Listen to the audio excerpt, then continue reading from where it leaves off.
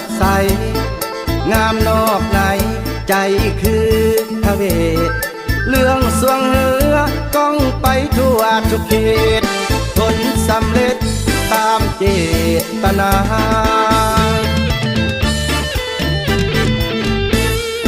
คนท่าผักหักสามัคคีประเพณีรักษาสืบมาทอดยามบุญมือออกพรรษามาลงนาวาแข่งขันสีพายบุกเข้าบุกเอาบุกเข้าบุกบุกเข้าบุกเอาบุกเข้าบุก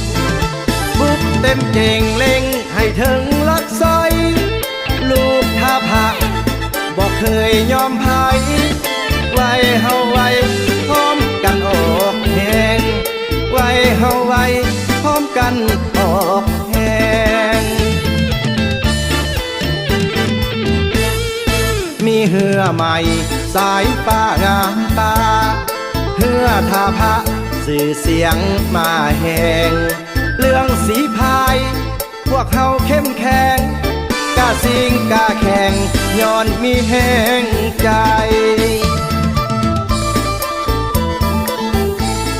เกศสุรินทร์และนางคำพานขัวรางวัล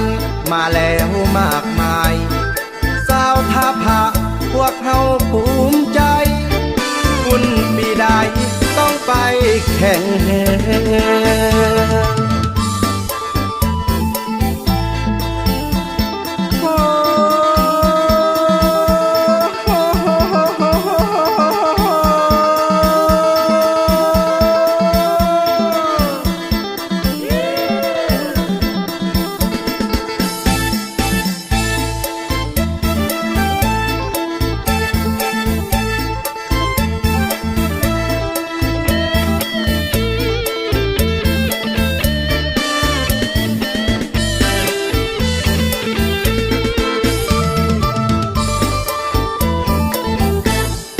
คนท่า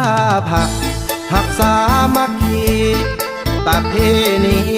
รักษาสืบมาทอดยามบุญมือออกพรรษามาลงนาวา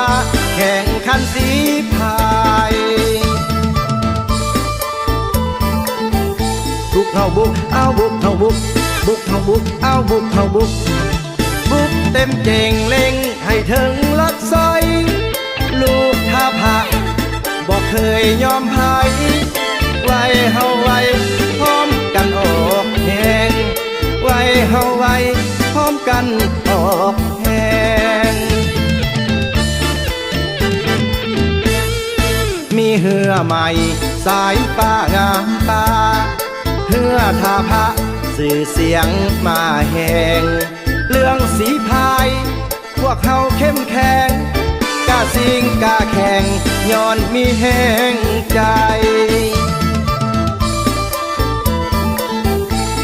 เกศสุรินทร์และนางคำพานขัวรางวัลมาแล้วมากมายสาวท่าพระพวกเฮาภูมิใจบุญปีใดต้องไปแข่ง